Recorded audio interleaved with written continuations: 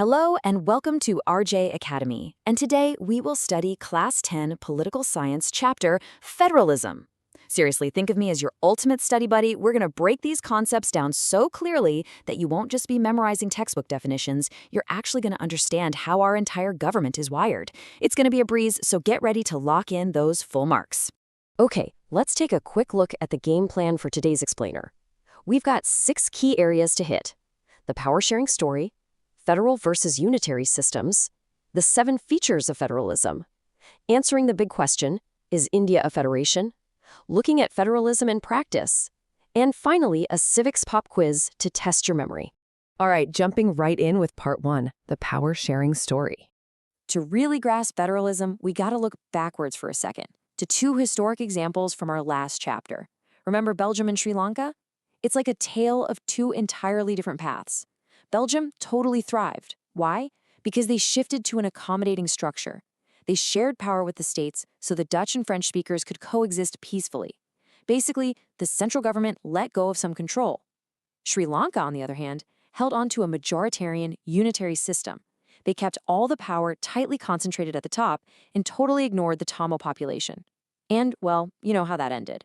Utter chaos. So power sharing isn't just a nice idea. It's a literal country saver. Which leads us perfectly into section 2, federal versus unitary systems. So what actually is federalism? Let's lock down this core theory for your exam. Federalism is basically a system of government where power is vertically divided between a central authority and its various constituent units. Remember, earlier we talked about horizontal sharing across different organs, right?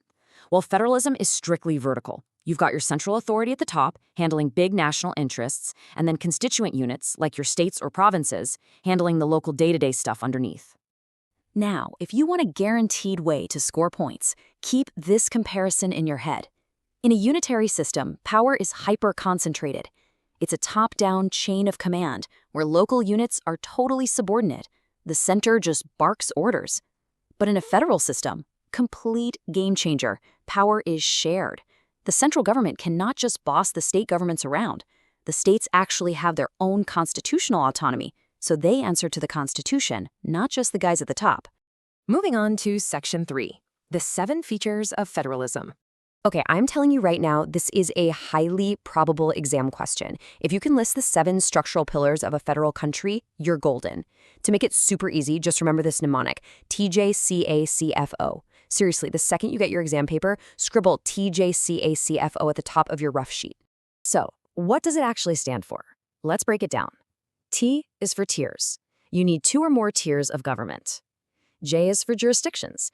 Different tiers govern the exact same citizens, but they have their own separate lanes for making laws and taxes. C is for constitutional guarantee. These tiers actually exist on paper in the Constitution. A is for amendment rules.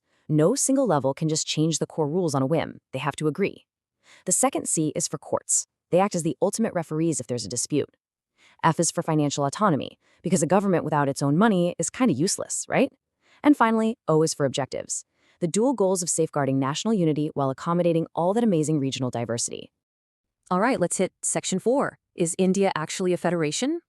Now, this is where it gets interesting, because the actual word federation doesn't even appear in our Constitution. We are technically a union of states. But if you look at how power is distributed, we are absolutely federal.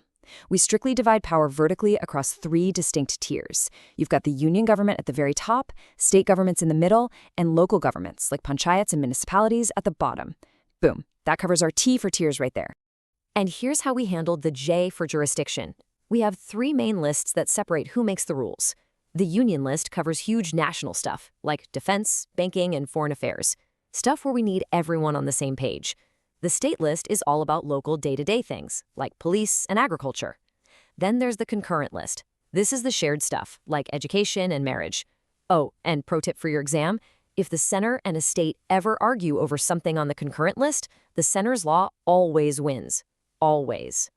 It's also super important to know that India is a holding together federation.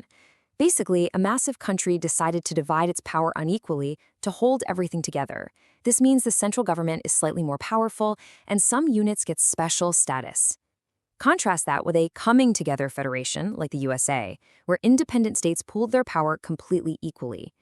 In India, because we are holding it together, we have small regions like Lakshadweep or Delhi that couldn't be full states, so they become union territories, run directly by the center. Now, what if someone wants to change this setup? Well, it's virtually impossible for one side to do it alone. It requires a really rigorous two-step constitutional procedure. First, you need a massive two-thirds majority in both houses of parliament. And even if you get that, you still need at least half of all the state legislatures to ratify the change. It's literally built to force consensus. And remember the second C in our mnemonic? Courts. Just like a cricket umpire, the Supreme and High Courts step in to settle any turf wars. If the center tries to sneak into state jurisdiction, or vice versa, the independent judiciary blows the whistle and calls a foul. They are the ultimate constitutional referees.